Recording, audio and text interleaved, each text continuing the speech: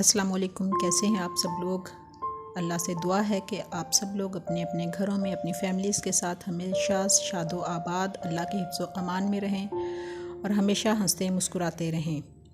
आइए मैं आपको वेलकम करती हूँ अपने यूट्यूब चैनल मसाला हट पे। तो आज हम देखते हैं कि अपने किचन में हम कौन सी रेसिपी ट्राई करते हैं।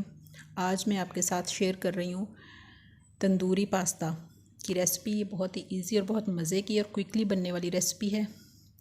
इसके लिए मैंने कढ़ाई में हाफ़ कप ऑयल का लिया और उसमें 2 टेबलस्पून गार्लिक पेस्ट के डाले। ये सिर्फ गार्लिक का पेस्ट है, जिंजर शामिल नहीं है इसमें। इसको हल्का सा हमने ब्राउन करना है। उसके बाद डाला मैंने 1 कप बारीक स्लाइस किए हुए प्याज। अब इन प्याज़ों को हमने हल्का सा सौते करना है बस। इसके बाद इसमें डालूँगी मैं 2 अदद मीडियम साइज़ के टमाटर बारीक चॉप किए हुए। इन टमाटरों को हमने अच्छी तरह से सॉफ़्ट कर लेना है। अगर ज़रूरत पड़ी तो हम थोड़ा सा पानी डाल के इनको सॉफ़्ट करेंगे ताकि जो हमारा मसाला है वो बहुत अच्छा सा भुन जाए। अब इसमें मैं डालूँगी 1.5 कप बोनलेस चिकन, जो कि बारीक क्यूब्स की शक्ल में काटा हुआ है। इस चिकन को हमने बहुत अच्छा सा भूनना है 5 से 7 मिनट। इसके बाद मैंने एक बड़े साइज़ का आलू लिया, उसको बारीक काट लिया, चॉप कर लिया, उसको मैंने डाला।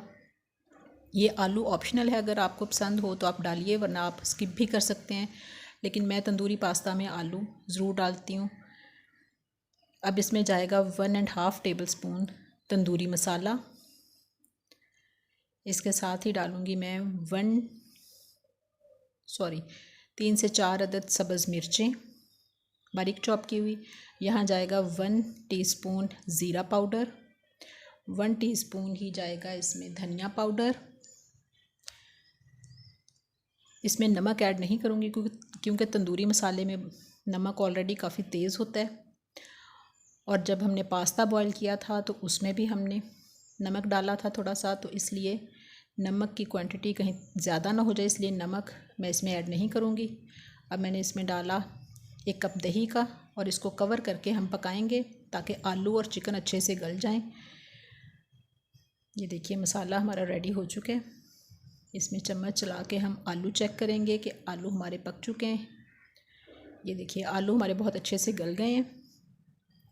अब इसमें डालूँगी मैं 2 टेबलस्पून लेमन जूस। इससे तंदूरी पास्ते का बहुत ही अच्छा सा फ्लेवर आएगा।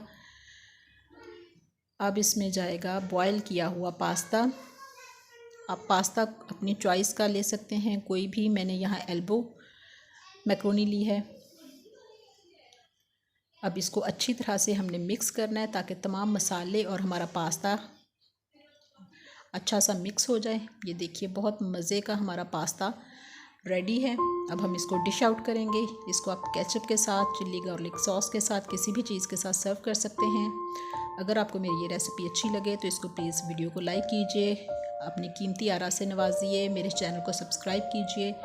अल्लाह हाफिज़।